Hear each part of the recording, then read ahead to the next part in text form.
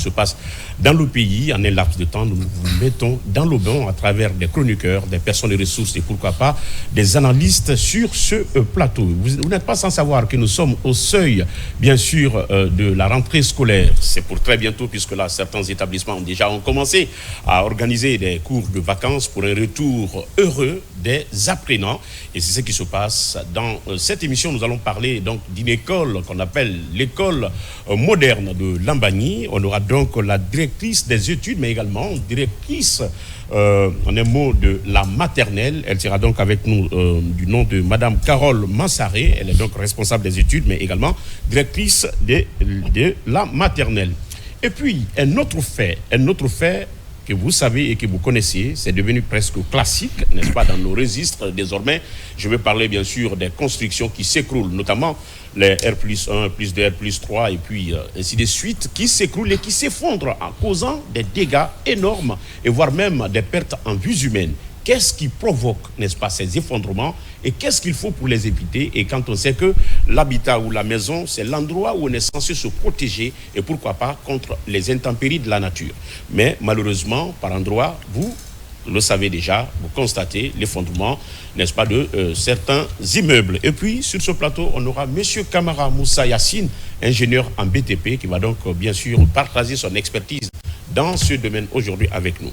Initialement prévu du 19 au 5 et puis reporté pour le 22. Je vais parler de ce tournoi doté du trophée général Mamadi Doumbouya, président de la République, chef de l'État. Et c'est Bokeh qui va donc abriter, bien sûr, cette première sortie de ce tournoi autour du thème Paix et l'unité nationale pour une Guinée unie et prospère. Et l'initiateur est sur ce plateau. Il n'est plus à présenter, mais devoir professionnel oblige. Il s'appelle Monsieur Sékou Ahmed ou Ahmed Sékou Kamara, bien sûr l'homonyme du feu président Ahmed Sékou Touré, le père de l'indépendance et ses compagnons, mais connu sous le nom de Ahmed de Paris. On va donc discuter avec lui autour de ça. Mais il a également obtenu un trophée. Il va donc nous parler, n'est-ce pas, de ce trophée. Et comme vous le savez, d'entrée de jeu, nous avons une rubrique qui nous passe inaperçue. Il s'appelle, cette rubrique s'appelle tout simplement l'actualité, sujet non inscrit. Daouda Taba à ma droite. Salam alaikum Ismaël, bonjour à toi, à ceux qui nous entourent sur ce plateau au compte de Génite sur Coloma. Merci à vous également qui prenez un peu de votre temps au quotidien pour nous suivre pendant les 1 heure et quelques que nous égrenons au compte de cette émission pour vous informer, vous divertir et éduquer aussi. Sauf qu'il y a peu de divertissement les lundis parce que quand on parle de divertissement, il faut un la artiste à côté, et la contribution des artistes. Justement. Mais il y a des informations qui divertissent, Ismaël, justement. Sauf que nous traitons souvent sur des informations très importantes qui informent et d'ailleurs qui, des fois...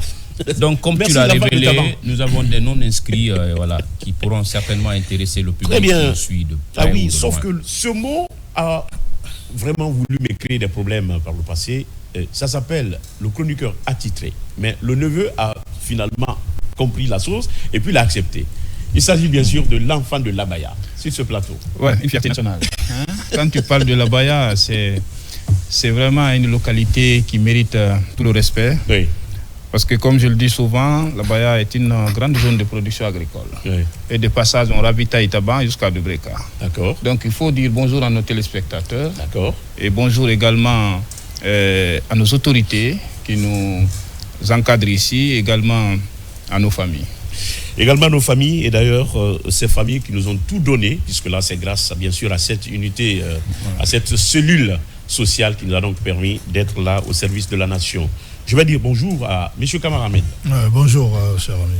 Comment ça va? Ça va et vous? Ça se passe bien? Ça va, Dieu merci. Ah oui, il faut souvent accepter les aléas de la vie, les vicissitudes de la vie, c'est comme ça, c'est ce qu'on appelle la prédestination. Tout ce qui est en tout cas prédestiné à l'homme, ça ne va pas te rater et où tu ne vas pas te rater. Inch'Allah. Comment ça va? Ça va. Grand initiateur. Et toute la Guinée vous attend au compte, n'est-ce pas, de ce tournoi. Première édition. Alors, Madame Massari, ah oui, quand c'est les femmes qui s'occupent des études, ça, il y a du sérieux. Comment ça va? Ça va très bien. Vous allez bien? Oui, ça va, merci. Parce qu'à la base, toutes les femmes sont des éducatrices quand même, hein, d'une manière ou d'une autre, à l'informel et pourquoi pas également au formel. Bon, oui. Sauf que à l'informel, c'est quand on est en famille, c'est quand on est à la maison. Et de manière formelle, c'est quand on évolue, n'est-ce pas, dans une structure de formation et d'éducation. Effectivement. Et ça, c'est votre vrai. cas. Ça, c'est vrai, ça, c'est mon cas. Oui. C'est vrai que vous avez divisé ça. Ouais. Moi, je ne diviserai pas parce D'accord. que on commence l'éducation à la maison d'abord. D'accord. C'est ce qui se passe à la maison qu'on transporte à l'école Ouais. et où on décortique en collaboration avec ce qui se passe à la maison. Ça va de pair. Je dirais même que vous êtes une pièce maîtresse, mais on va en parler tout à l'heure. Directrice des études, en tout cas de l'école moderne Lambani Plus, mais également directrice de la maternelle, chose qui n'est pas du tout aisée, parce qu'il s'agit bien sûr de gérer les tout petits qui viennent des différentes familles. Donc c'est très complexe. Oui, c'est une responsabilité énorme, parce que l'enfance, c'est très délicat. Oui. Nous recevons des enfants de diverses horizons et des enfants qui sont aussi dans des états de santé un peu fragiles. Oui.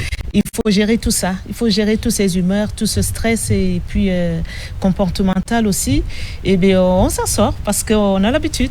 Ah oui, c'est devenu une profession. C'est ça. Déjà, alors, Daouda Taban, Aboubakar Junior, d'entrée de jeu, sujet non inscrit, sauf qu'aujourd'hui, nous allons accorder que deux minutes de part et d'autre par rapport au sujet non inscrit. D'accord. Merci de commencer par là et nous remercions Madame Mansaré parce que l'éducation, selon ses premières explications, c'est d'abord le social, parce que quand vous parlez d'humeur, des enfants qui viennent déjà malades, il faut les prendre en charge, leur donner encore une éducation.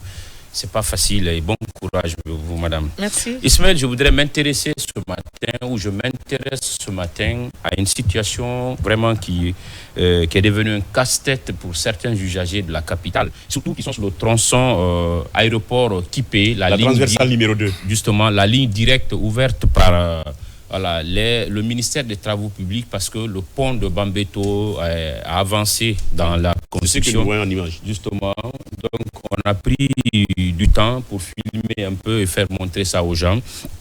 Et cette route a de la sortie du pont jusqu'au niveau de la mosquée de Bambeto, en passant par la gare voiture générale Lansana Conté. Okay. Justement, au lieu que ces véhicules ne soient garés soit à domicile chez les chauffeurs qui les conduisent, ou dans ce parc qui s'appelle Général Lansana Conté, c'est plutôt sur cette route et de part et d'autre que sont garés ces véhicules.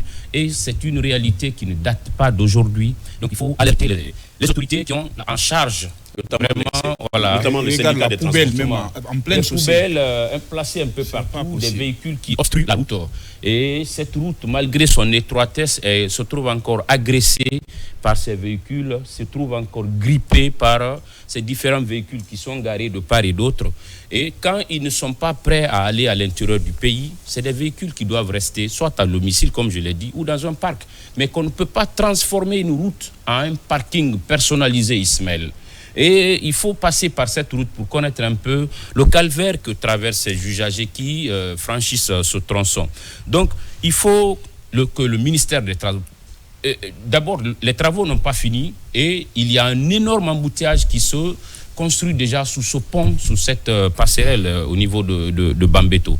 Donc, moi, ça me gêne et en tant que journaliste, je devrais vraiment avertir, alerter les uns et les autres pour que, pour le moment, les travaux ne sont pas finis, mais qu'on essaye de vraiment faire un regard à ce niveau et qu'on prenne des dispositions avant qu'il ne soit trop tard. Parce que actuellement, l'ambition des autorités guinéennes, c'est d'abord les travaux publics pour que Conakry retrouve son nom d'antan qu'on appelait avant la perle de l'Afrique de l'Ouest, par la qualité de ses routes, la beauté de ses quartiers, l'entretien qu'on y faisait à l'époque. Il ne faut pas que ces citoyens entre griffes qui ne respectent aucun signe de civisme vraiment viennent causer ces soucis. Oui. Et il faut arrêter. Chaque citoyen, sur quel territoire où tu te trouves, tu ne devrais pas attendre l'État, à toi d'abord de jouer ton rôle avant que les autorités n'interviennent. Parce que les gens ont une mauvaise définition de l'État. L'État, c'est Ismaël, c'est Taban, c'est Aboubakar Junior. Ça, c'est une notion très élémentaire qui vraiment devrait être assimilée par tout un chacun. Mais ce qu'il faudrait quand même retenir à un moment donné, cette route était vraiment barrée pour cause des travaux. Et c'est suite vraiment aux différentes calvaires que les usagers rencontraient, que le ministre, le PM, lors d'une visite, pour a voulu ouvrir, s'enquérir de l'état d'avancement des travaux, aurait souhaité, n'est-ce pas, auprès de l'entrepreneur, de l'entreprise de construction, bien sûr, avec la complicité du ministre des Travaux publics, d'accepter, n'est-ce pas, de faire une ouverture. Et mais bien avant, quand la route était barrée, ce périmètre qui, n'est-ce pas, constituait bien sûr la dimension de la route, était déjà transformé à un adductif, à un périmètre adductif, n'est-ce pas, au parc automobile. Je veux parler du parc de Bambeto, général Lansana Conté de Bambeto. Au même moment, quand on a annoncé l'ouverture de la route, les syndicalistes qui y travaillent devraient quand même prendre notamment des dispositions pour débarrasser vraiment la route. J'espère que le syndicat, le ministère des Transports, le ministère de la Sécurité et de la Protection civile, n'est-ce pas, où il y a quand même ce qu'on appelle la direction la direction nationale du transport terrestre. Du transport terrestre, effectivement, bien sûr, il y a une direction devrait prendre des dispositions tout de suite idoines pour pouvoir effectivement se mettre en rapport avec les syndicalistes qui gèrent, n'est-ce pas, le parc de Bambeto, afin que vraiment les abords, les emprises, n'est-ce pas, de cette route soient désormais libérés. C'est une vérité très tangible.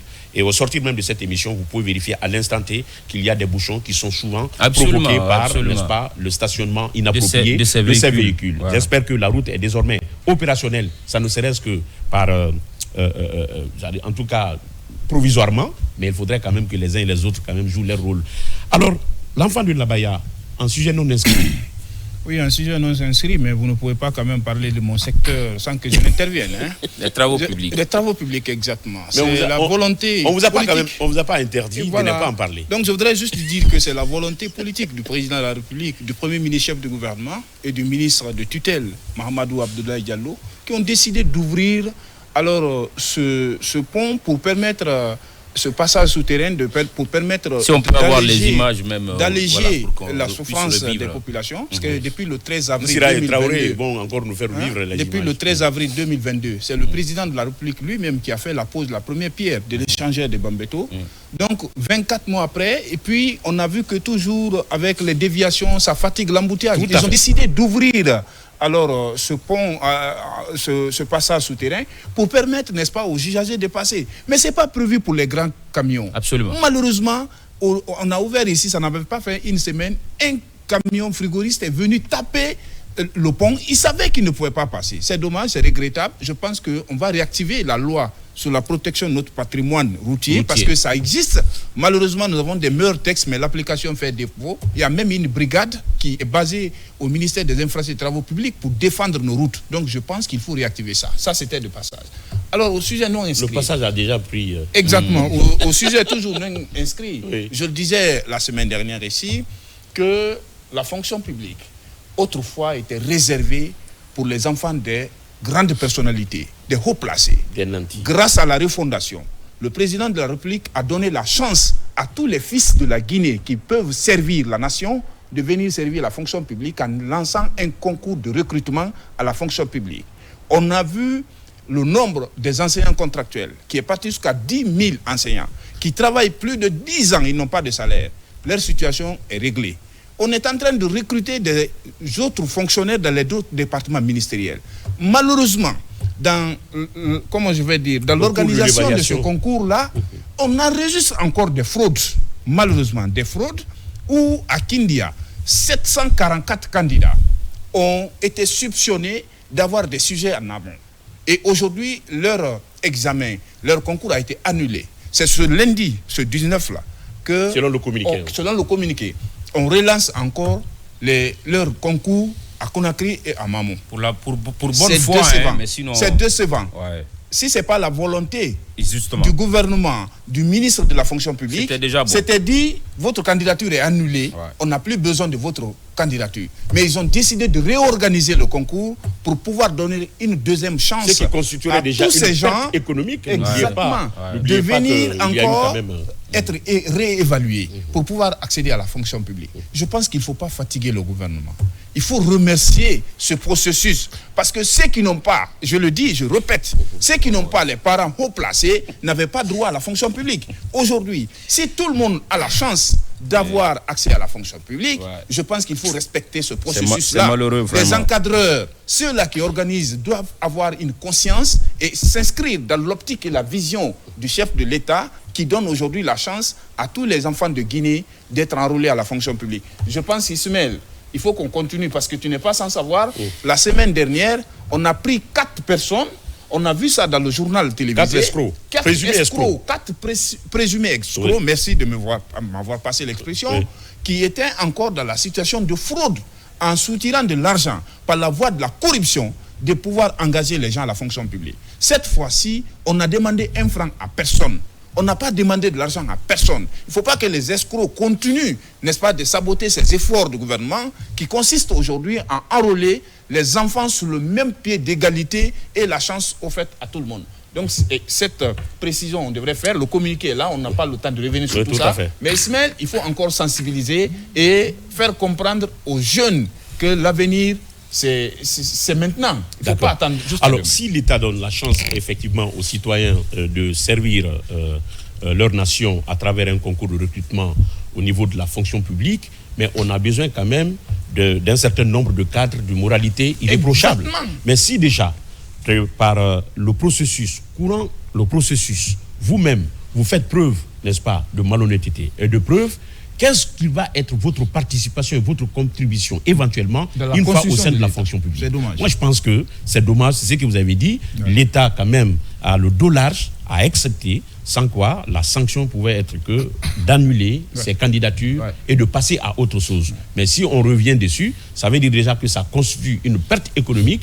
En tout cas, pour ceux qui ne se trouveraient pas dans cette situation, parce que dans le groupe, il peut y avoir quand même, n'est-ce pas, certaines personnes d'une certaine honnêteté irréprochable, mais si déjà il y a quand même des gens parmi vous qui sont habitués à des choses, ou à des comportements malicieux, et là, je pense que il faudrait quand même leur maudire tout simplement et essayer d'encourager l'État de continuer à renforcer, n'est-ce pas, la bonne foi du ministère du Travail et de la fonction publique, c'était déjà fini.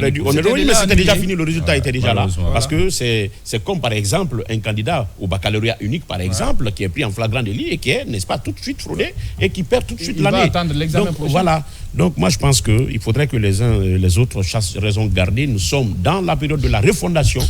Par conséquent, c'est le travail de tout le monde. Chacun, n'est-ce pas, dans son domaine, devrait avoir vraiment un comportement qui s'adapte effectivement à ce changement prôné par les autorités du pays. Nous n'avons qu'une seule femme sur ce plateau qui va donc s'exprimer tout à l'heure. C'est une éducatrice. Mais quand même, on va annoncer, bien sûr, parler un peu de ce tournoi qui, n'est-ce pas, porte le nom du chef de l'État, le général de corps d'armée, Mamadi Doumbouya. Et l'initiateur est déjà sur ce plateau. On ne peut pas être plus à l'aise que le roi. Il peut donc nous parler effectivement de cette initiative et nous dire un peu de mots comment est-ce que tout se prépare, parce que nous sommes déjà dans les dernières lignes, n'est-ce pas, du lancement et du coup d'envoi de ce tournoi.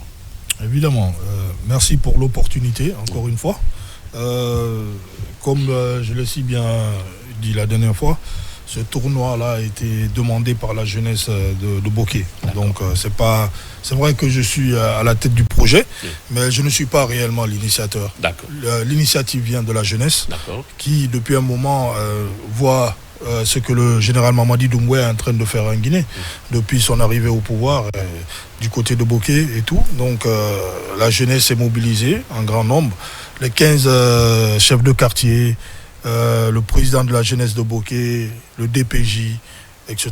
Donc ils sont venus me rencontrer. Ils m'ont demandé de les accompagner, et aussi la ligue de football, régionale de football, district de football, tout ça. Donc ils étaient vraiment prêts à mener, à faire ce tournoi-là. Donc du coup, moi je n'ai été que facilitateur auprès des autorités, et nous avons jugé nécessaire de mettre ça sous le haut patronage du chef du gouvernement, le Premier ministre M. Bahaouri. Donc depuis un moment nous sommes très actifs là-dessus, et par la grâce de Dieu nous allons débuter ce jeudi 22. Inch'Allah. Ça sera le jeudi, voilà. On fera le coup d'envoi. Le tournoi comprendra combien d'équipes? Comportera combien d'équipes? 8 équipes. 8 équipes. Voilà. Donc, il y a déjà les 5 préfectures qui vont participer. Parce qu'il faudrait savoir que nous avons mobilisé de Forêt-Carrière à Koundara. Donc le gouverneur a pris les choses en main. Le préfet, la Basse-Guinée évidemment, le préfet également. Donc aujourd'hui, nous parlons d'un tournoi. C'est-à-dire que c'est quelque chose qui va non seulement rapprocher les populations de Bokeh, créer une cohésion sociale, mais aussi nous apportons quelque chose d'assez différent. C'est que grâce à ce tournoi, déjà, nous sommes en train de rénover le stade de Bokeh. Et je tiens à remercier M. Fadi Wazni pour son apport. Grâce à lui, nous avons eu l'opportunité de rénover ce stade qui était resté plus d'une vingtaine d'années sans être rénové. Donc à la sortie d'ailleurs de ce tournoi également, donc il a promis de faire mieux. C'est-à-dire qu'on aura certainement un terrain synthétique, comme un peu comme Kamsar, Sangaré dit tout ça, et Bokeh était vraiment très lésé dans ce sens-là. Donc aujourd'hui, grâce à ce tournoi, nous sommes en train de mettre en place toutes ces choses-là. Et voilà pourquoi aujourd'hui la jeunesse de Bokeh est très active et très contente de ce tournoi, de l'organisation de ce tournoi. Donc c'est encore une occasion pour moi de remercier toutes les personnes qui s'impliquent, surtout les autorités administratives de Bokeh, le gouverneur, le préfet, le maire. Ce sont des gens très actifs. Ils sont tous les jours en train de surveiller non seulement les travaux de rénovation du stade, c'est pas donné à tout le monde que les préfets, les gouverneurs quittent leur bureau pour aller superviser les travaux. C'est pour vous dire combien de fois Bokeh et la Basse-Côte, en tout cas toute la région de Bokeh, attend vraiment ce tournoi. Daouda Taba, Bakar Junior, par rapport à ce tournoi.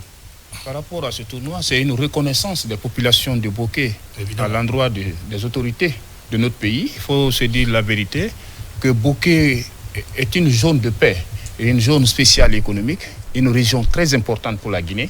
C'est pourquoi les autorités se sont battues pour donner le courant 24 heures sur 24 à la préfecture ou à la commune de Bokeh.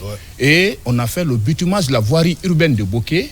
Et aujourd'hui, il y a une déviation qui permet d'aller vers Sangaredi sans rentrer à Bokeh-Ville pour un peu sécuriser la population. Exactement. Pour la région de Mamou. Et quand tu viens au niveau de l'aéroport de Bokeh, juste à côté, c'est là où on a fait le lancement des travaux de la route Bokeh-Kébou pour mettre une route entre nos deux pays, c'est-à-dire une route d'intégration économique entre Bokeh et Bissau. Et là, les échanges commerciaux vont être facilement opérationnels parce qu'il y a une route à Bokeh. Donc quand tu prends le courant, tu prends la voirie urbaine de Bokeh, tu prends la route d'intégration, si cette population aujourd'hui décide de reconnaître tous ces efforts du chef de l'État, c'est un salut. Moi je voudrais dire à la fin de ce tournoi, est-ce que vous pouvez aussi faire des activités annexes comme des formations d'entrepreneuriat et autres pour la jeunesse? Non, ça a déjà été fait.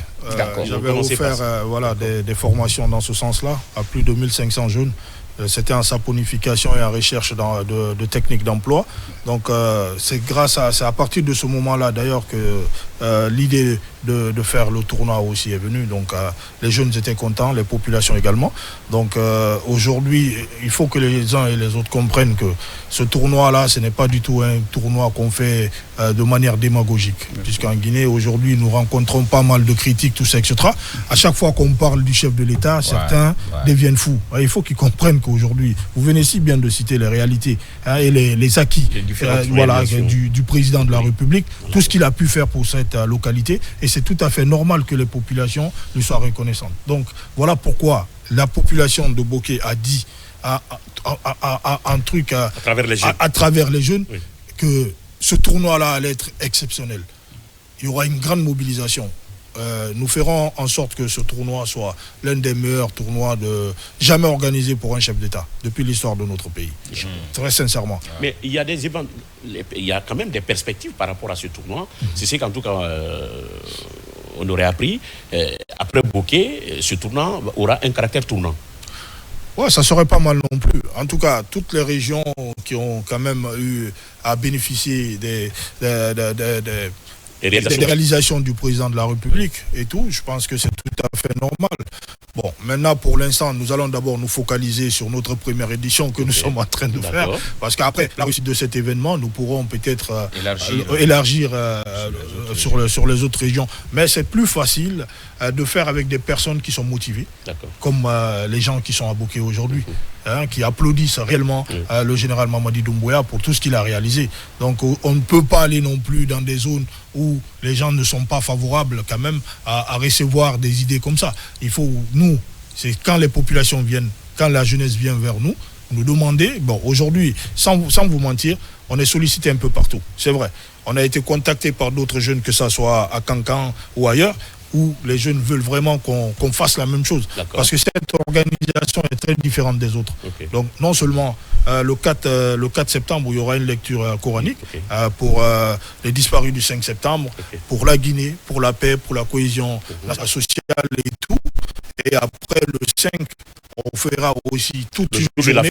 Voilà, on fera une journée de sensibilisation autour de la paix, afin de montrer aux populations réellement les dangers aussi de la politique et des politiciens à un moment donné de notre histoire. Donc tout cela fait partie des enjeux, mais l'essentiel ici aujourd'hui, c'est de montrer réellement aux populations guinéennes que, surtout celles de Bokeh, qui bénéficient aujourd'hui de 24 heures sur 24, pas du tout le cas il y a quelques années, au niveau de Bokeh. Donc les populations sont très satisfaites. Donc aujourd'hui, les populations m'ont dit, en tout cas, le message que je peux passer aujourd'hui au chef de l'État, c'est de faire en sorte que la route du Breka, à partir du Breka jusqu'à Bokeh, soit refaite. Parce que cette route est un vrai calvaire. Et il faut dire le calvaire, effectivement. Et aussi, juste après, l'essentiel pour le Kagame. Voilà, et nous enregistrons beaucoup d'accidents, parce qu'il y a beaucoup de poids lourds qui traînent là-bas et tout. Donc avec l'état des routes, c'est pas du tout facile. Donc nous lançons un appel solennel à Monsieur le Président, aussi au ministre Bouya, ministre des Travaux publics aujourd'hui, qui se bat aussi pour donner des routes un peu partout en Guinée, qu'il fasse un petit tour là-bas pour nous soulager, parce que c'est vrai qu'aujourd'hui c'est un vrai calvaire. Véritable calvaire, et nous espérons que le message va tomber dans des très bonnes oreilles, d'abord parce que quand il faut aussi une explication claire et limpide, c'est qu'on n'a pas assez d'inquiétude, on n'a pas assez de soucis. Du coup, il nous faudrait que, parmi les prières, que tout ce tournoi se déroule dans les conditions escomptées, voilà, en faveur des populations de Bokeh qui ont des activités de résistance comme des tournois régionaux, parce que c'est la région de Bokeh qui abrite. Et je parie que Breka sera la préfète du championnat. Non, je pense que ça va bouler. Il faut qu'on garde. Non, mais on y sera. On va conserver la couture. Et aussi au-delà de tout ça, je fais un clin d'œil aussi à l'association Agir pour Bokeh. Ces jeunes aussi qui œuvrent dans le cadre de reboisement. Voilà, et c'est très important. Nous allons nous y impliquer aussi, parce qu'aujourd'hui, je pense que l'environnement aussi souffre à Bokeh. Parce que là, c'est une zone minière. Donc il faudrait franchement faire cela. Et nous invitons toutes les bonnes personnes à venir y Avant de boucler, est-ce que vous avez des partenaires qui vous accompagnent vraiment sur ce projet de tournoi? Parce que réunir les jeunes, ça implique aussi des petites dépenses quand même. Non, pour ne pas dire vous savez, des dépenses. Il n'y a pas de petites dépenses. Je l'ai dit tantôt, à part M. Fadi Wazni, pour l'instant, qui nous a accompagnés pour la rénovation du stade, qui est d'ailleurs beaucoup, puisque c'est des milliers de millions qu'il a mis dedans. Il l'a fait pour la jeunesse de Bokeh, parce qu'il travaille à Bokeh. Il s'est dit qu'il fallait offrir ça, c'est sa contribution. Vous savez, nous avons des entreprises à Bokeh. Ces gens-là ont un contrat bien défini avec l'État. Donc les gens ne comprennent pas. Par moment, tout ce qu'ils peuvent faire socialement, ils le font chaque année. Ça, c'est reversé. Voilà, c'est ça. Ils donnent ça au gouvernement. Le contenu local. Voilà, à travers le contenu local. Mais les populations n'arrivent pas à comprendre, il faut se le dire. Ils pensent que quand une entreprise existe, il faudrait l'entreprise doit s'impliquer forcément. Ce ne sont pas des personnes qui sont approchées également par moment.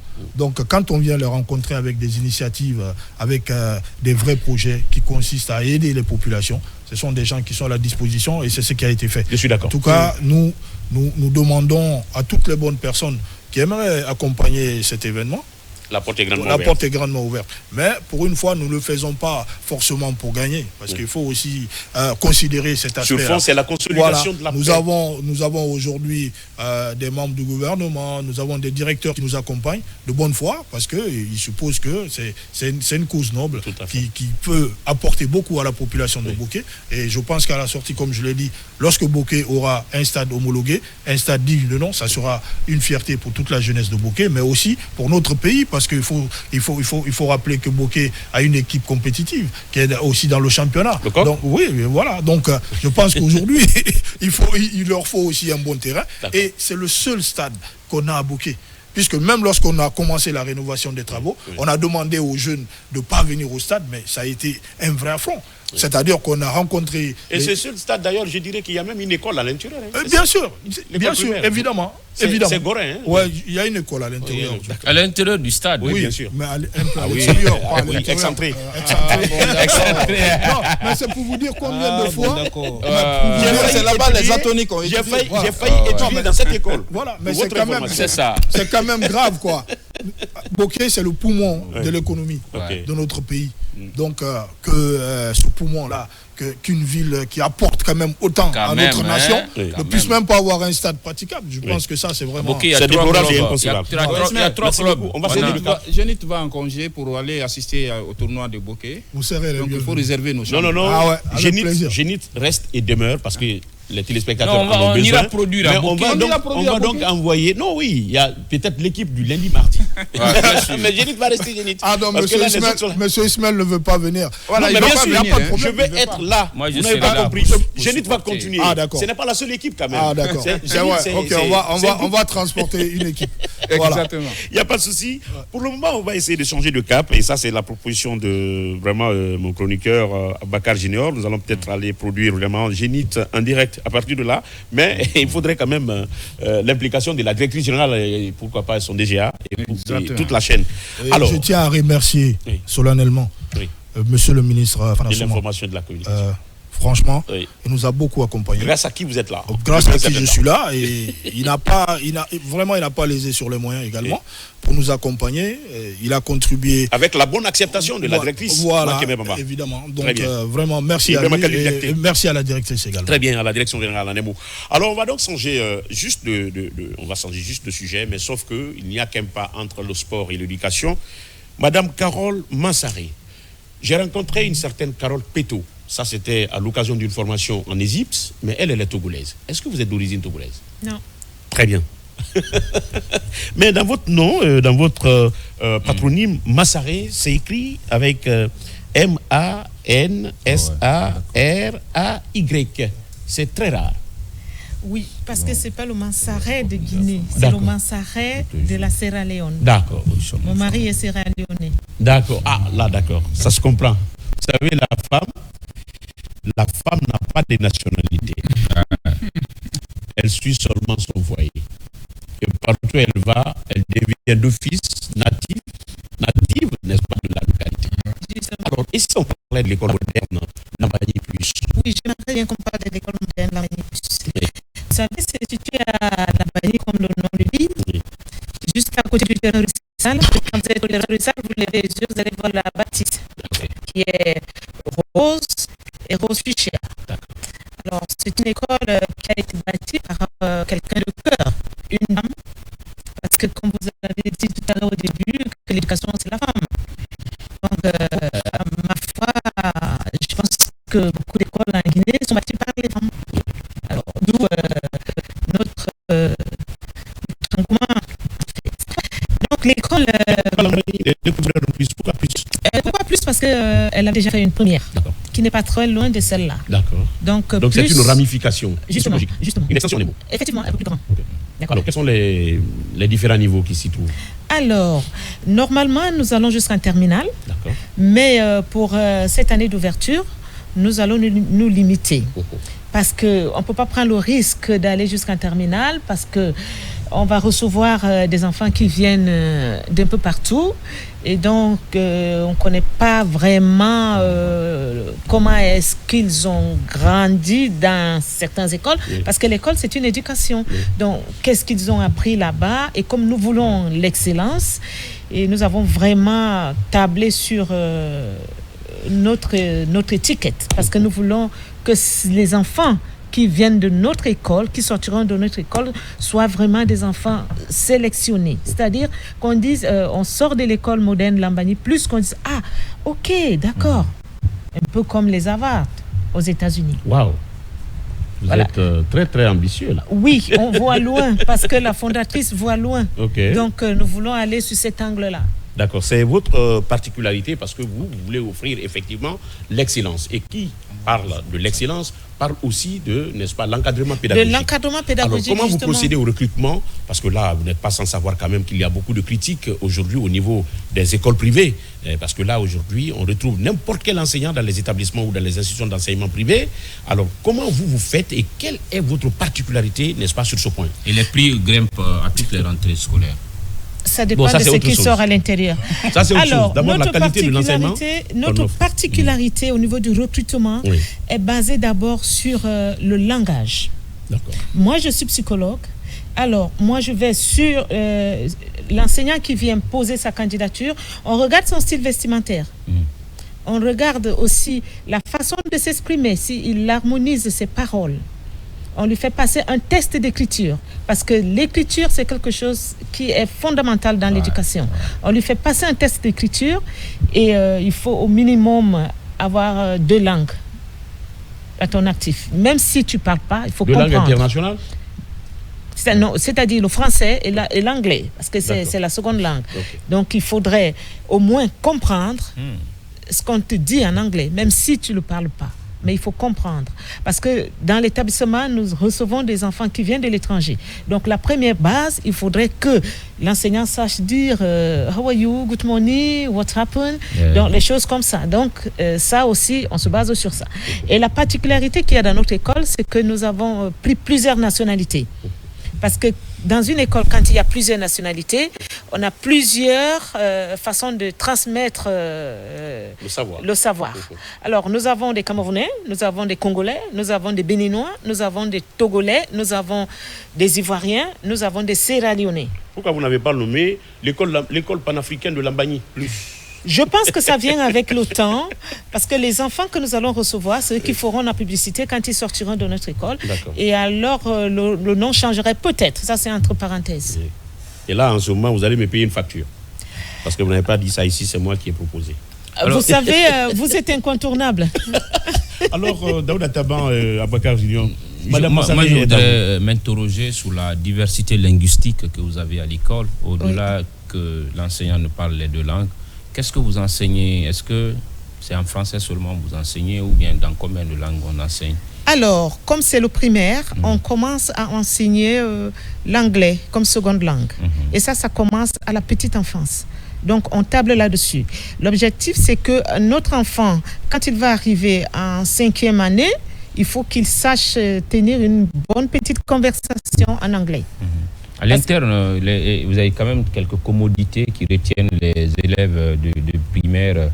Par exemple, est-ce qu'il y a des espaces de jeu, des espaces verts quand même, parce que quand on parle d'enfance, de l'enfance plutôt, il y a quand même les jouets, les jeux qui rentrent aussi en jeu pour la bonne éducation. Surtout qu'elle est la directrice. Alors, nous avons... la maternelle d'ailleurs, il y en a. Alors, dites-nous. Nous sommes débordés de jouets. D'accord. Nous sommes débordés de jouets en ce qui concerne la petite enfance. Parce que l'éducation de la petite enfance va avec le jeu. Exactement. Alors, en ce qui concerne le sport, pour la petite enfance, nous avons une salle de motricité. Parce que ça, c'est un espace réservé aux enfants. Parce que nous recevons les enfants plus petits, de 17 mois. Donc, pour que cet enfant ait un espace de jeu, il ne faut pas qu'il aille dehors. Parce que nous avons les épidémies, nous avons ceci. Donc ils sont fragiles en ce moment-là. Ils sont fragiles, donc il faudrait éviter. Et puis nous avons la saison pluvieuse qui est très, très, très forte en ce moment. Donc nous avons une salle de motricité, là où nous recevons les enfants pour le sport. Nous avons des toboggans qui sont placés dehors. Nous avons des piscines gonflables quand il va faire très chaud. Aussi les chevaux essaient de jouer à l'intérieur. Accompagnés bien sûr par des monitrices Le régime, il est comment? Interne ou externe? Vous avez des étudiants, des élèves à l'internat, de quelle heure à quelle heure, par exemple? Nous n'avons pas l'internat. Nous avons un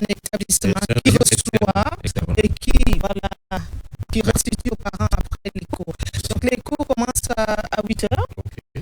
Je veux dire, la réception des enfants, c'est à 7h45 et les cours commencent à 8h15.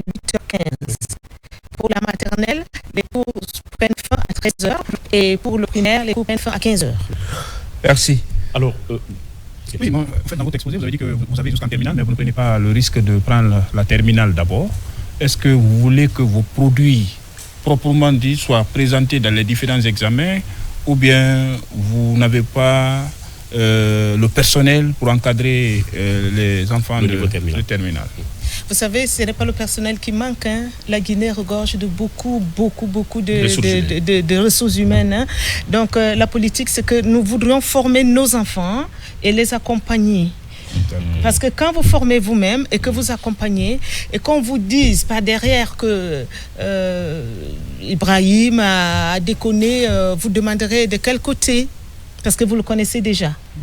Donc nous voulons nous-mêmes fabriquer nos enfants que nous allons accompagner. Donc l'école va ouvrir chaque année une classe. On ne lâche pas les enfants.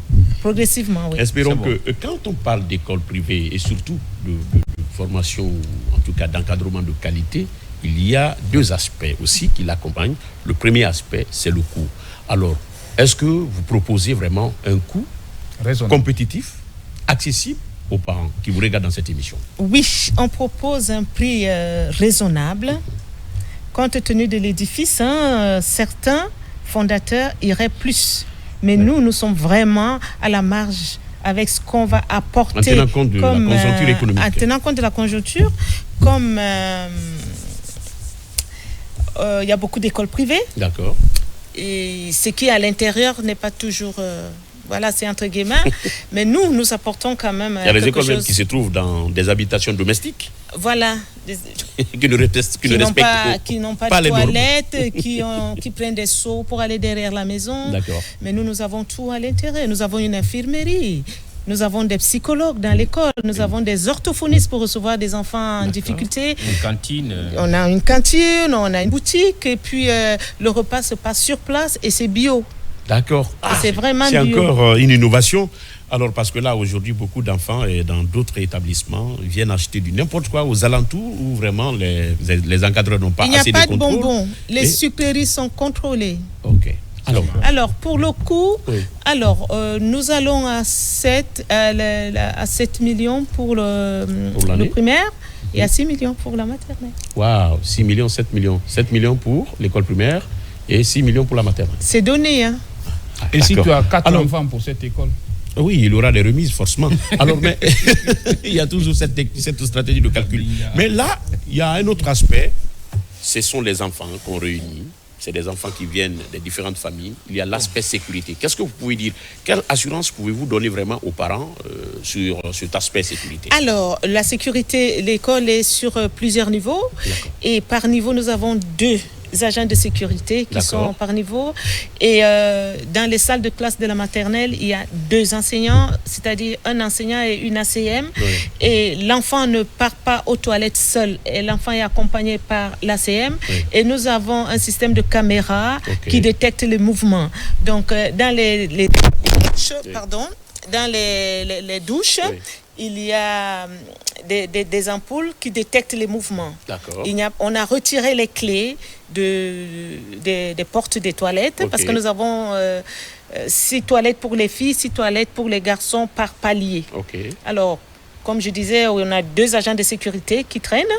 On a des ACM qui sont là. Et puis, comme il y a des caméras, on a un écran de télévision, un grand moniteur, écran, voilà, où il y a quelqu'un qui est posté là-dessus pour faire la surveillance. D'accord.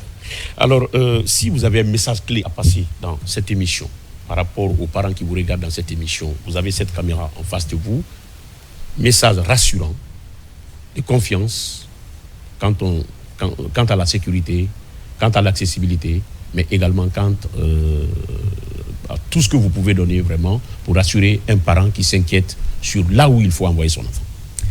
Alors, chers parents, je vous garantis la sécurité parce que je suis moi-même maman. Alors, j'imagine le stress que vous avez quand vous déposez vos enfants à l'école le matin et que vous partez, l'enfant soit il pleure, soit il vous dit au revoir maman avec l'espoir de vous revoir dans la soirée. alors je vous garantis que votre enfant sera dans de bonnes mains. Vous nous confiez vos enfants, vous confiez vos enfants à la sécurité. Parce que le parent, quand il laisse l'enfant et il part, il faut qu'il soit content, il faut qu'il rie. Et vous aurez à disposition les numéros de téléphone de l'enseignant de votre enfant. Si vous êtes stressé, il y aura un contact. Si vous êtes stressé entre l'heure de la sortie, vous pouvez appeler le parent et faire un coucou à votre enfant. D'accord.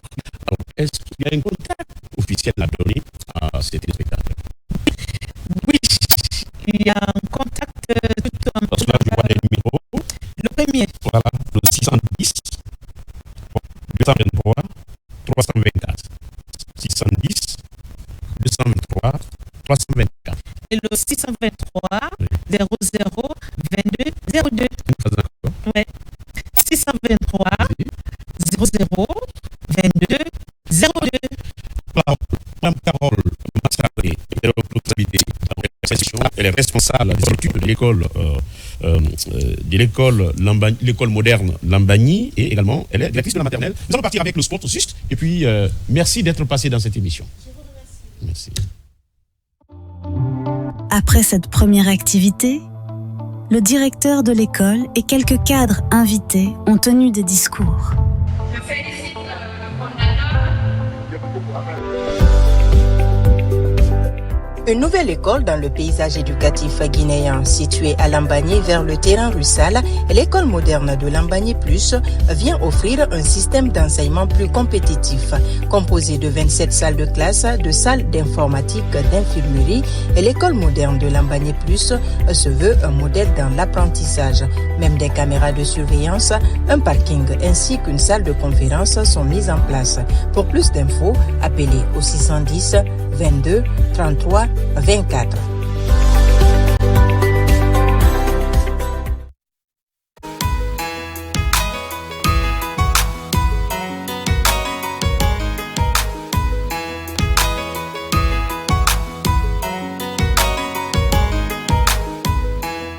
Nous voici donc de retour sur ce plateau pour la dernière partie de votre émission consacrée bien sûr au trophée de Ahmed de Paris, mais également à notre invité sur ce plateau. Il s'agit bien sûr de M. Camara Moussa Yassine, qui nous rejoint sur ce plateau. M. Camara, comment ça va? Ça va très bien, vous allez bien? Ça va, oui. J'espère que vous êtes à votre première fois sur ce plateau. Exactement. Vous êtes ingénieur en BTP. En BTP, oui. Vous êtes consultant média. Exactement. Et là, nous vous invitons aujourd'hui. Il s'agit bien sûr de parler, n'est-ce pas, des immeubles qui s'effondrent, ça et là, à Conakry. Parce que là, ce qui retient d'ailleurs notre attention par le passé, il y a eu un cas, n'est-ce pas, à la minière, il y a eu un autre cas à Matoto, il y a eu d'autres cas, n'est-ce pas, qui se sont déroulés et que les téléspectateurs, bien sûr, le savent, mais ne connaissant pas, n'étant pas des ingénieurs, ne connaissent pas les causes qui peuvent effectivement aboutir à ces effondrements-là. Qu'est-ce que vous pouvez nous dire d'entrée de jeu?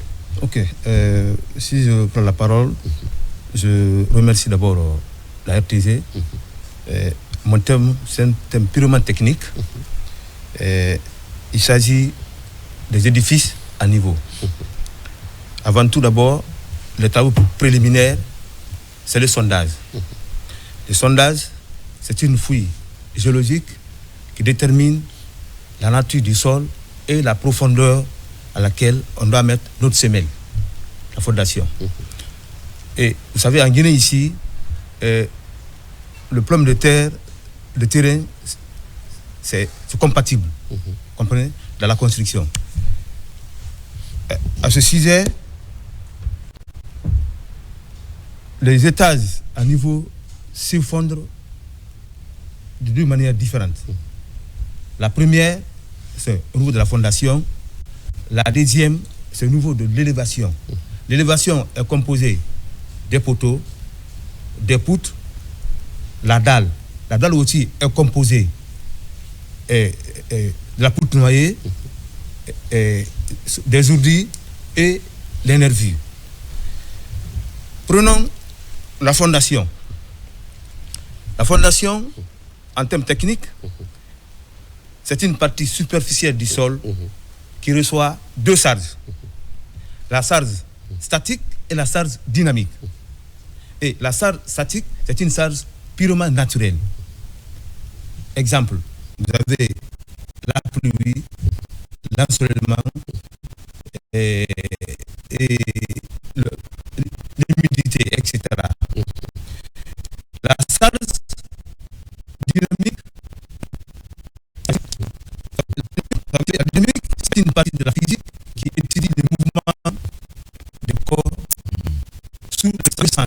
Il y a le sens horizontal et le sens vertical. Donc, sur le sens horizontal, il n'y a pas la direction nulle. C'est le mouvement qui se déplace sur une surface plane. Sur le vertical, là-bas, la direction n'est pas nulle. Vous savez, le corps est suspendu. Une fois que le corps est suspendu, là, nous attirons sur la suite. Et la suite, c'est quoi? C'est le mouvement d'un corps sur l'action de son propre poids. Si c'est le mouvement d'un corps sur l'action de son propre poids, ça veut dire qu'il y a la réaction. Donc, là-bas, la réaction n'est pas nulle. Donc, il faut tenir compte de tout ce qu'il faut. Par exemple, les normes de construction.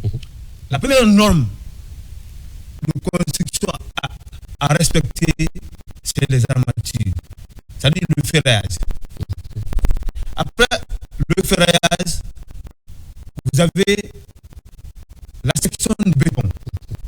Après la section de béton, vous avez le dosage. Le dosage qui est articulé à ces types de travaux, c'est 350 kg par mètre cube. Qu'est-ce que ça veut dire? Ça veut dire que 1 mètre de béton faut statiquement des ciments 0,45 mètres cubes. De sable et 0,70 mètres cubes.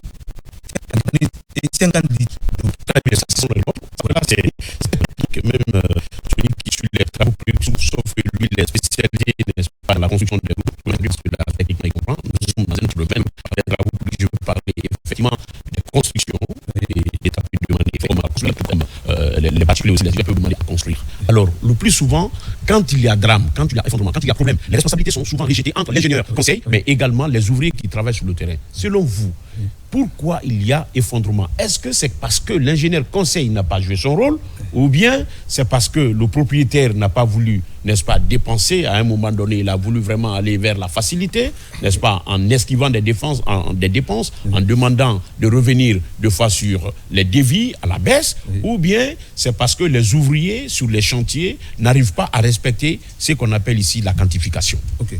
Bon, c'est ce que j'ai dit au départ. J'ai dit qu'il faut respecter les normes. D'accord. Si nous prenons la fondation, la fondation est composée des semelles isolées. Oui. Vous avez la longrine, vous avez les poteaux d'attente. Vous comprenez? Donc, les poteaux d'attente, la norme demandée, c'est 70, la sortie. Et vous avez aussi un fait très important. Vous savez, les étages ne sont pas de la même manière. Il y a d'autres, ça descend. De bas en haut, ça descend. Il y a d'autres, c'est une partie qui descend. Il y a d'autres, c'est la dalle qui descend. Mais la cause fondamentale au niveau de la fondation, l'étage qui s'écroule directement, c'est au niveau des estrades. Ces estrades, je vais vous montrer un panneau ici. C'est purement technique. Voyez-vous? Ce qu'on appelle les estrades. Vous savez, quand vous avez une fuite de 1,60 m ou 2 mètres, là, il faut tenir compte des estrades. Les estrades, quel est leur rôle? C'est pour tenir le poteau, pour ne pas que le poteau travaille en torsion. La torsion, c'est la déformation. Parce que ça prend une charge, une grande charge. Une fois que la section du béton n'est pas respectée, et regardez, ici, même profondeur, il y a des étages ici, c'est comme ça. Il n'y a pas d'estrade. Okay. Ici, il y a l'estrade. Oui. Ici, ça lutte contre, c'est-à-dire la torsion. Et lui, non. Une fois qu'il y a la serre sur ça. Donc, ce qui est souhaitable, c'est la première image. Voilà, c'est ça. Okay. Si, une fois que vous avez la serre est là, les mêmes charges, ça prend Mais vu que ce sont les ingénieurs qui évoluent sur ces chantiers, qui évoluent sur ces terrains, alors ça c'est, vous nous montrez deux plans vraiment, l'autre plan qui est vraiment un plan sécurisé, tandis que le second plan est un plan vraiment qui vraiment peut nous créer le plus souvent des sérieux problèmes. Alors, est-ce que ça, la faute reviendrait à qui?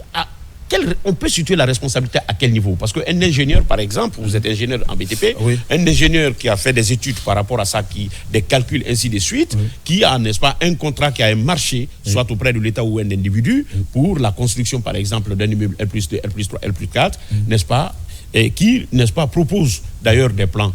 Quel doit être le rôle fondamental, n'est-ce pas, de l'ingénieur conseil par rapport, effectivement, à la construction? Très bien, la question, du truc. Elle est très bien arrivée. Un ingénieur, c'est un semi-ouvrier. Un bon ingénieur, c'est un semi-ouvrier. Qu'est-ce que ça veut dire? Ça veut dire que tous les travaux techniques doivent être exécutés à sa présence. En commençant par le ferraillage, c'est-à-dire les armatures, en posant les semelles. Parce qu'en posant les semelles, il y a des problèmes. Quand vous laissez avec les ouvriers, là, vous savez, il y a la largeur, il y a l'épaisseur. Normalement, on le place en fonction des épaisseurs pour ne pas qu'il y ait la rotation. C'est ce qui fait que certains bâtiments s'effondrent. Parce que quand ils se trompent, en posant les poteaux en fonction de l'épaisseur, après, ils vont dire maintenant de tourner. Alors, bon, on va faire nouveau de la longueur, on tourne. Mais il trouve que si c'est 8 grains qui travaillent, ce n'est plus les 8 grains qui travaillent, hein, c'est 4 grains maintenant qui travaillent. Parce qu'une fois que vous tournez, et au niveau de la fondation, dans la fouille, c'est les 8 qui montent. Mais comme il y a l'erreur, parce que l'erreur c'est quoi? C'est lorsque les poteaux vont sortir au niveau des chambres ou au niveau du salon.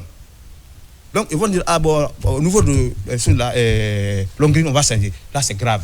Donc ce n'est pas négociable, ce n'est pas colmatable, on ne peut pas colmater. Non, on ne peut pas colmater ça. Soit vous laissez continuer jusqu'à la fin, mais une fois que vous tournez, vous faites ça 1 poteau, 2 poteaux, 3 poteaux, même si le dosage est normal, ça ne peut pas aller. Donc ça veut dire que si, à vous entendre, la responsabilité, n'est-ce pas, de l'ingénieur conseil qui suit les travaux, et c'est-à-dire devrait d'abord passer par sa disponibilité. Exactement. Mais s'il n'est pas disponible, il a plusieurs projets, plusieurs chantiers à surveiller, parce que c'est ce qui arrive le plus souvent. Il a confiance à des manœuvres et à ses ouvriers, ils font certains travaux et puis ils viennent constater qu'il y a erreur, par peur de perdre le contrat ou par peur de rembourser les dépenses qui ont été injectées par le propriétaire, il ferme les yeux, il continue. Est-ce que c'est le plus souvent quand même retenir que la responsabilité, n'est-ce pas, des ingénieurs conseillers de la construction des immeubles est primordiale et incontournable? Ils sont les premiers responsables, n'est-ce pas, vis-à-vis, n'est-ce pas, des cas de fraude. Oui, les ingénieurs sont le premier responsable. C'est pour ça que je dis que tout le fait technique peut être exécuté à la place de l'ingénieur. Vous ne savez pas, c'est la pratique. L'ingénieur, lui, il a étudié. Il connaît comment le béton travaille. Il connaît comment le poteau travaille. Il connaît comment la poutre travaille. Mais ce jour-là, il ne connaît pas. C'est pour juste poser la brique. Je suis allé dans un sentier, c'était pour un de mes grands. On devrait couler le poteau à 350, ce qu'on va mettre cube. Je suis venu, j'ai trouvé qu'ils ont mis 20 brouettés. Ça fait 1 mètre cube de sable. Maintenant, que leur dit de mettre 15 sacs. Je suis venu. Quand je suis venu, j'ai demandé. Et on commence à dire non. Et là, j'ai là-bas. Le propriétaire, j'ai l'appelé. Le propriétaire est venu. Il dit non, ça il faut 20 ou vous diminuez 5 brouettés. Il est allé à la maison. Je crois qu'il a appelé l'ingénieur titulaire. Lui, il a dit non, mon frère, c'est qu'il a exécuté. Et on a mis les 20 sacs. Et j'ai veillé. C'est la disponibilité de cet ingénieur. Voilà. Parce qu'il n'était pas présent. Il était ailleurs. Non, il m'a confié. Il n'était pas. C'est à cause de ça qu'il m'a confié. Parce qu'il a confiance à moi. Et j'ai exécuté. Maintenant, le lendemain, quand ils sont venus décoffrer les poteaux, j'ai appelé là. J'ai dit là, venez. Il est venu, il a regardé. En enlevant sur les planches, il y a même. C'est un planche, c'est-à-dire qui lâchait. Il y a même le feu qui sortait. J'ai dit, voilà, là. Donc, il faut parce que c'était solide. C'était solide. Très bien. Ma question, vous allez regarder la question. et votre question va être orientée autour de ce trophée. Vous deux, occupez-vous, n'est-ce pas, de Ahmed par rapport à ce trophée? Oui, tu vas revenir à lui, mais le temps pour... Tu vas revenir à lui. Parce que Yacine, quand même, ne va pas continuer. On vous a appelé ici comme consultant, mais il ne faut pas faire votre promo, quand même, votre atalakou sur ce plateau. Non, c'est pas ça. Ouais. Yacine, voilà. Le trophée que vous avez le trophée, son excellence, M. Ahmed Sékou Camara, président de l'Alliance guinéenne pour le développement Guinée, prix du meilleur acteur africain de la solidarité Jeune Afrique. Alors, nous avons quand même... Sinon, dans la taban, occupez-vous de lui. M. Camara répond au nom d'un fils digne de ce pays qui est Ahmed Sékou Touré. Donc je pense que des prouesses pour lui et pour d'autres Guinéens qui vraiment se trouvent aujourd'hui sur le chemin de l'avenir pourront représenter ce pays partout. Voilà des modèles de trophées qu'il a aujourd'hui sur ce plateau. M. Camara, dites-nous un peu comment tout cela a été obtenu. Mais M. Silla, vous avez déjà répondu à la question. Vous avez déjà dit ce qu'il faut. Non. Ma question, je vais poser maintenant ma question. Oui, mais c'est parce que c'est votre oncle. Non, je vais poser maintenant ma question. Je n'ai pas posé de question ici. D'accord, allez-y. Ma question, M. Camara, comment tout cela a été obtenu et pourquoi Ahmed Sékou Camara et pas Taban Silla, pas Aboubakar Junior? D'accord, merci pour les mots. Et je ne connaissais pas ces organisateurs avant. C'est des gens qui vivent au Maroc. C'est une association panafricaine. Donc, c'est des gens qui me suivent sur ma page. Et ils ont tenu à m'offrir ce trophée-là parce qu'ils ont vu que je faisais une politique différente. C'est-à-dire que c'était une politique différemment, voilà, autrement. Voilà, et vu que je vous ai toujours dit que ma politique était un peu plus sociale, donc du coup... Le fait d'aider les personnes en difficulté, les jeunes, tout ça, surtout la formation des jeunes, c'est ce qui leur a plu, puisque eux, ils sont au Maroc, ils voient des milliers de jeunes africains immigrés tous les ans, et surtout beaucoup de Guinéens d'ailleurs, que j'ai eu l'opportunité de visiter, et je peux vous dire que ces jeunes-là vivent dans des conditions incroyables. Donc c'est grâce à tout ça qu'ils ont décidé de me contacter. Pour me donner cette distinction. Et je me suis rendu au Maroc pour aller représenter la Guinée à cette distinction. Je tiens à remercier l'ambassade du Maroc pour tout, puisque l'ambassade m'avait accompagné et c'était vraiment quelque chose de très bien ce jour-là.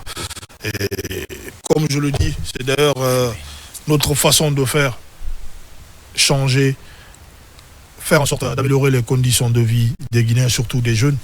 Parce qu'aujourd'hui, si vous voyez que les jeunes quittent notre pays, c'est parce qu'il n'y a pas de formation, il n'y a pas suffisamment de boulot, il n'y a pas suffisamment de formation. Voilà pourquoi nous nous sommes focalisés sur la formation des jeunes, afin d'apporter un plus, c'est-à-dire renforcer leurs capacités. D'autres ont fini les études, ils n'ont rien à faire, ils n'ont pas de travail, ils chôment, mais grâce à des formations qu'on leur donne par moment, ils arrivent à s'en sortir. C'est comme la dernière fois, samedi, j'étais sur ce plateau, j'ai vu un jeune talentueux du nom de Ousmane. Ah oui, un albinos. Voilà, j'avais promis de le produire en 48 heures. Et ça a été fait. Ouais. Depuis hier, il est reçu les échos. Voilà, donc nous faisons ce genre de choses, pas pour autre chose, parce qu'aujourd'hui, nous sommes ici, nous sommes des modèles, et être modèle, cela comporte pas mal de choses. Voilà, il faut coacher d'autres, il faut accompagner. Dieu a fait que nous soyons aujourd'hui des leaders politiques. Mais je pense aujourd'hui qu'être politicien, c'est être là pour le peuple guinéen. Voilà pourquoi je le dis également. À l'heure où je vous parle, il y a 25 jeunes filles qui sont en train d'apprendre du côté de Lambani, le maquillage, la pédicure, la manicure, tout ça. On leur a offert ces formations-là afin de leur donner une certaine autonomie. Et pour nous, c'est très important. C'est tout ce qui a fait que j'ai été quand même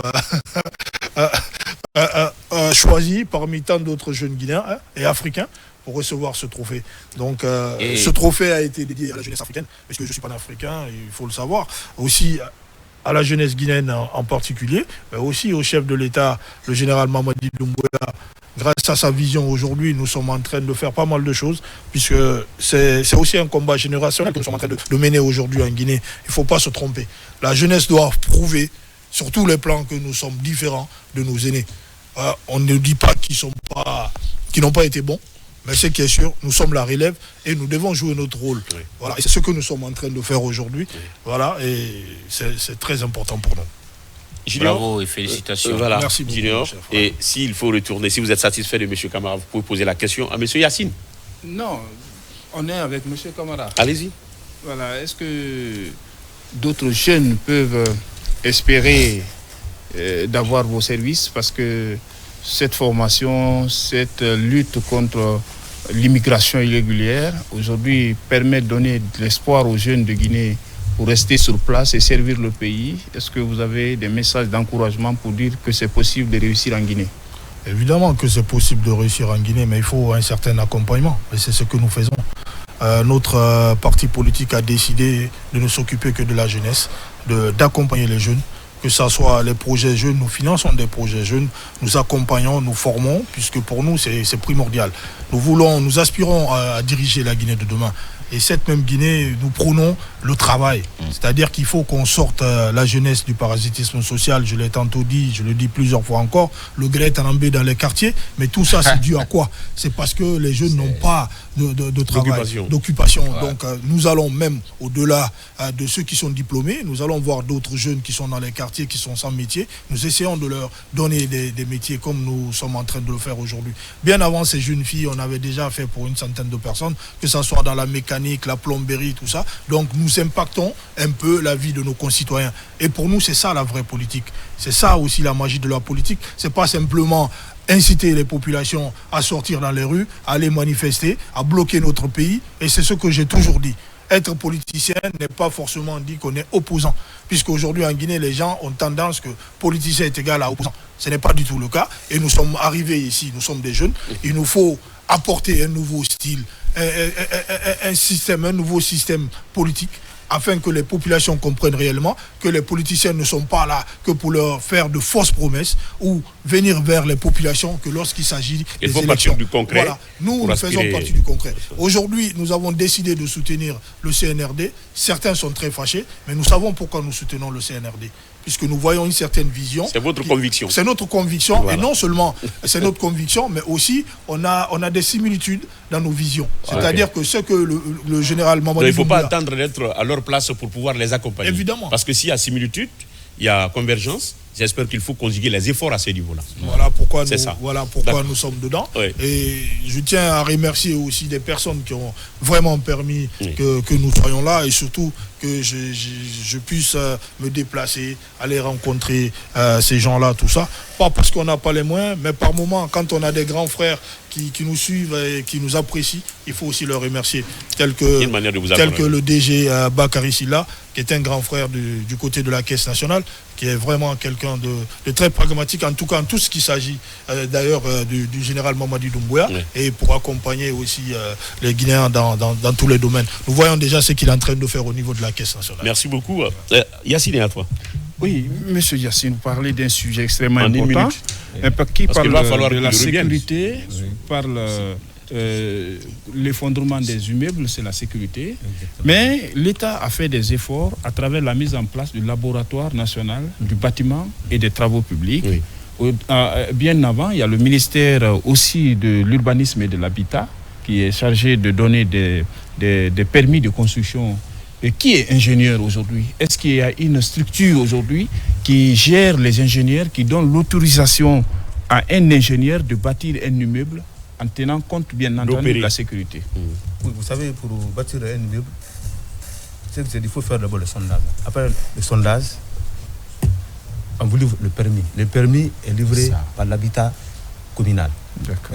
Donc, l'ingénieur ne doit pas suivre ce sujet. Lui, c'est le plan qui lui exécute et les normes à exécuter. Parce qu'une fois que toutes ces normes-là sont exécutées à 100%, il y a la loi de la construction. Justement. La loi de la construction parle de trois lois. Premièrement, la résistance. Deuxièmement, la stabilité. Troisièmement, la dureté. Une fois que l'édifice est bien fait, ces trois lois-là devraient être respectées.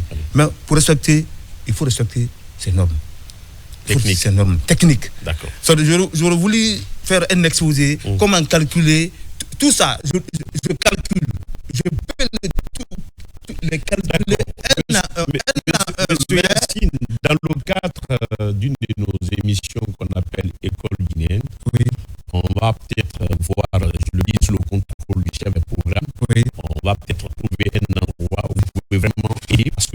va également dans le cadre de la formation des jeunes ingénieurs aujourd'hui issus des chantiers. Ça me fera un grand plaisir. Je vais le démontrer. On va vous inviter une belle fois, et comme vous êtes notre consultant, parce que le plus souvent on embarque, les ingénieurs refusent de venir sur ce plateau, et nous avons eu la chance.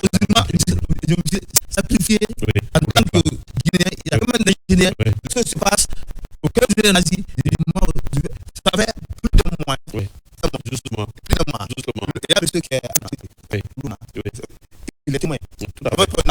Effectivement, c'est eux qui nous ont contactés pour que vraiment nous puissions vous approcher, afin que vous puissiez vraiment donner ces explications-là. Il faudrait que les concessionnaires, les investisseurs qui bâtissent, n'est-ce pas, essayent d'aller vers des ingénieurs qualifiés et des ingénieurs rigoureux qui ont le temps, qui ont la disponibilité de suivre les travaux. C'est extrêmement important parce que tout ce que nous sommes en train de payer comme frais, effondrement et autres, c'est qu'il y a eu quelque part négligence ou il y a eu quelque part vraiment du vol de matériel.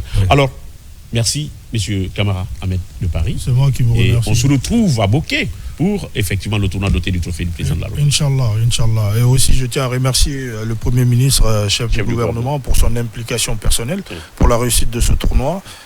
Voilà. Et aussi remercier les membres du COJER, des jeunes républicains qui se battent aussi pour le CNRD. Est-ce que Junior même n'est pas membre voilà. du COJER? Et esprit CNRD. Voilà.